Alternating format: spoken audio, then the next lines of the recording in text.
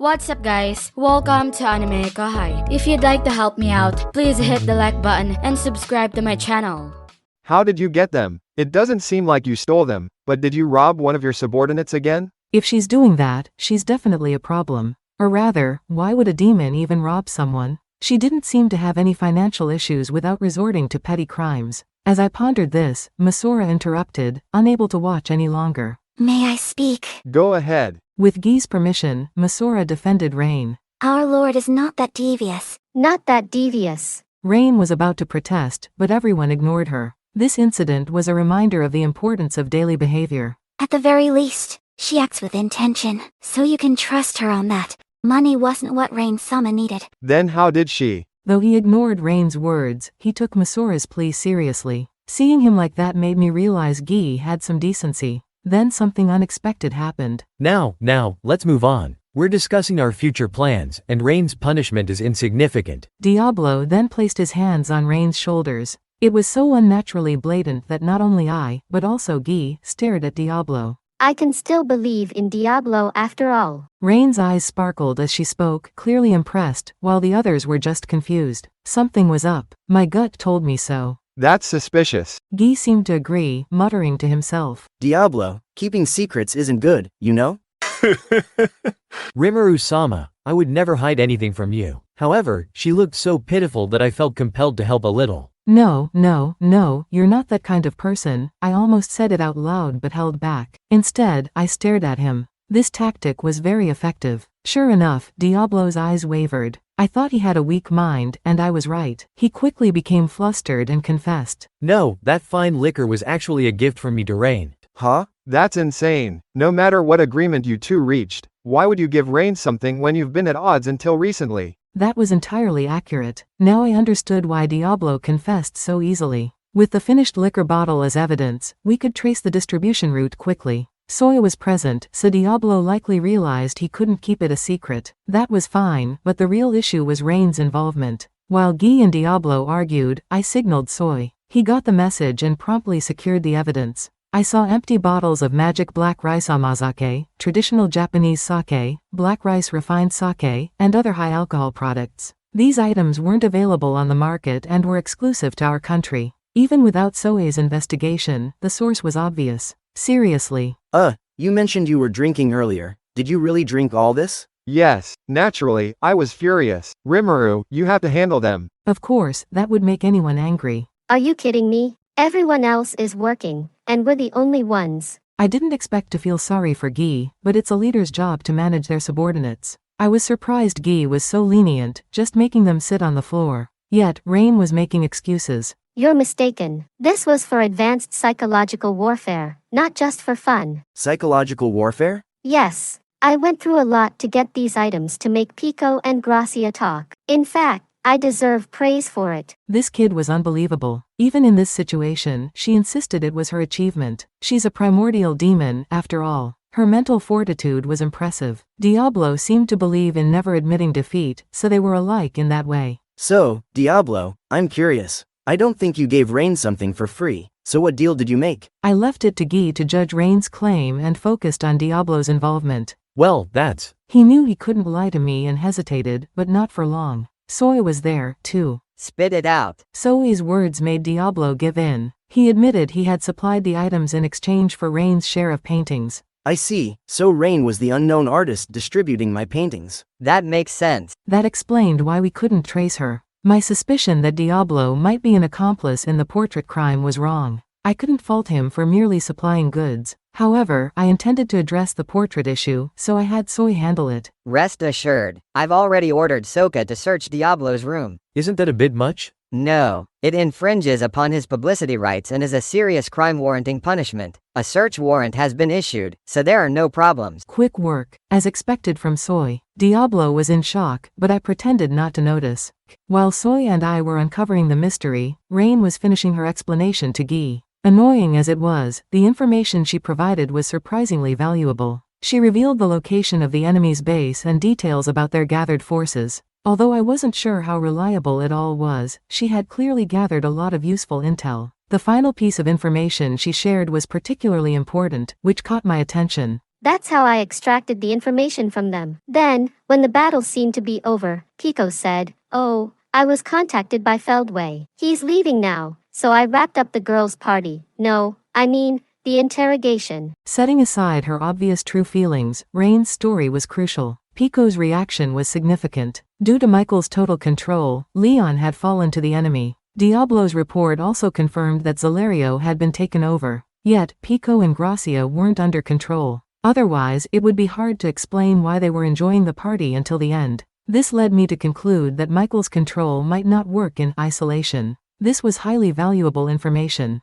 It seemed that Michael's control, whether through visibility or magic perception, was only effective when he could recognize the target. If the controlled person left Michael's sphere of influence, he might not be able to confirm if the control was maintained. Periodic orders via telepathy net might ensure compliance without suspicion. However, if Leon were secretly freed on the battlefield away from Michael, we could potentially decide the battle's outcome before the enemy realized it. I glanced at Guy, who was also looking at me. I think Raine's contributions are significant. Guy reluctantly nodded in agreement. Yeah, she's a fool and often useless at critical times, but she sometimes surprises me. I hate to admit it, but she did well this time. I didn't like to admit it either, but some people are naturally talented. Even when they seem to be messing around, they get results. These genius types challenge those in charge to recognize their work. Taking away their achievements is problematic, but they should be properly evaluated. Raine was listening to our conversation, her eyes glistening as she realized she might be saved. I could almost hear her thinking, "That's Sir Rimuru for you." Actually, she was saying it out loud. I knew Rimuru-sama would understand me. Rimuru-sama, if you ever need anything from me, please let me know. Even though she was speaking with such conviction, the moment was spoiled by her still sitting on the floor. This was not good. Once again, I realized Raine was a troublemaker, even if not literally. You'll anger Guy if you keep acting like that. Reflect on your behavior more. I offered my sincere advice. However, her achievement was still an achievement. Raine's actions weren't commendable, but she did produce results. In that case, further punishment wasn't necessary. They say there should always be a balance of punishment and reward, so why not let her off this time? You're right. I suppose we can overlook it for now. I gave a nod to Guy. With that, Raine's freedom was settled. After being released from her position on the floor, Raine was congratulated by Masura and the others. Misery, who brought tea, spoke to Raine in a tone of disbelief. I admit you're capable of many things, but I wish you'd change your usual attitude a bit more. Raine took pride in hearing that. How about that, Mizora? Even Misery praised me. No matter how much I try to hide it, my abilities always shine through. Listening to their conversation, I realized this kid was trouble. Guy seemed to agree. A child with many talents isn't exactly a compliment, he said seriously. Initially, I thought she was an impressive maid, but seeing Guy so bothered, she must really be something else. While we were feeling disheartened, Raine and her crew were having a blast. Great job, Raine-sama. Why does this Masura girl always cause trouble? This is why Raine gets carried away. I felt a sense of deja vu. It was just like Trainee-san with Ramirez. Spoiled children like that grow up to be no good adults. As for Raine, it seemed too late to change her, even with re-education. At least, I decided to teach Ramirez so she wouldn't end up like Raine. Despite the unexpected detour, our discussion proceeded smoothly. Here's a summary of what we learned about the enemy. Vega, who was supposed to be one of Yuki's friends, has grown significantly stronger. Ranga intervened just as Masura and the others were in danger, managing to fend him off. However, Vega consumed an enemy named Oria, whom Kumara had defeated, quickly healing and enhancing his abilities.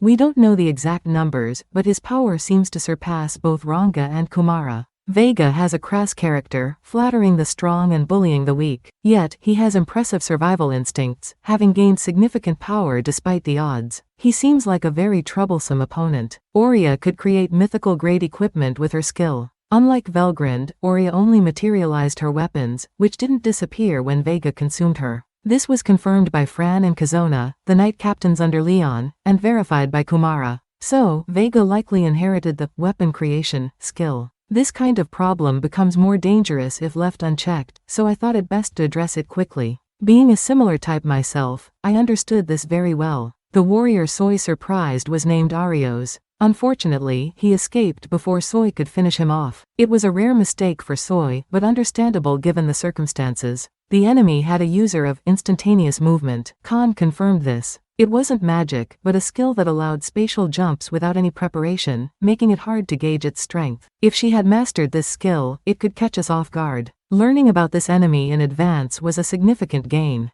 The girl's name was Mai Furuki, and we would need to adjust our strategy to counter her skill. These four were the weakest of the enemies but still caused us considerable trouble. Some, like Raine's drinking buddies Pico and Gracia, were initially hesitant to join, but Michael's ultimate dominion turned them into enemies. I'm sure Seal-san could do something about it, but it would require a specific process. There was a chance the control could be broken by their will, so we needed to evaluate the enemy carefully. Then there were the serious threats. Velzard, Zalario, and Feldway. There was no other word to describe them but terrifying. Having fought Feldway, I understood his strength. He didn't seem serious, so I thought it best to leave him to Diablo. I'd discuss Feldway later. By the way, Gi-san, is Velzard-san going to be okay? You didn't even help. You're acting like it's someone else's problem. No, it seemed like a lover's spat. I didn't think a third party was needed. Stop messing around. You know the saying, even a dog won't get involved in a lover's spat. Though I thought it, I didn't dare say it out loud for fear of making him really angry.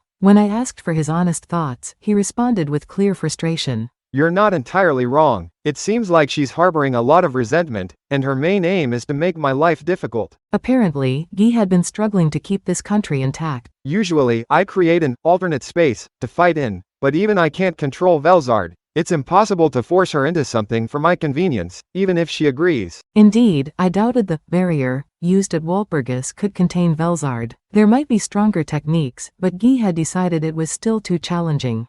That's it for this video, guys. Thank you for always watching my videos and supporting my channel. A big thanks to the AnimeKouhai patrons who made this video possible.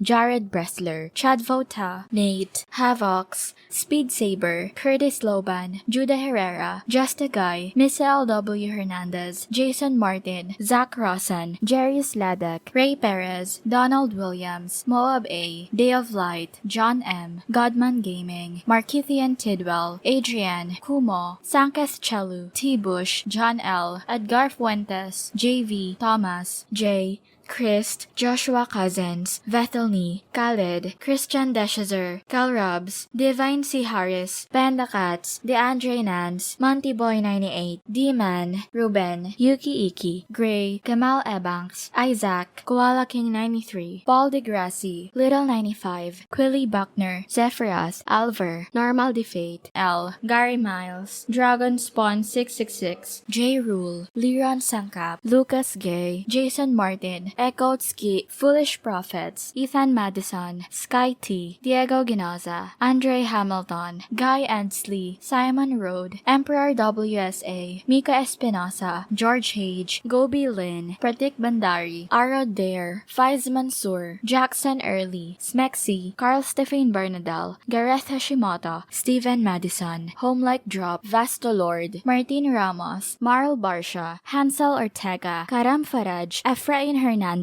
Luca Gaming WTF, William Locke, Jordan Mersha, Kamal Luke, Spencer Candila, Ian Sikibul, Putate, Thanakorn Lee Sawat, Lamar, KACP9R, Tony, The Harv, Mike Roch, Matthew Abraham, Drayden Yamauchi. Thank you so much for helping out. I'll see you guys in the next video.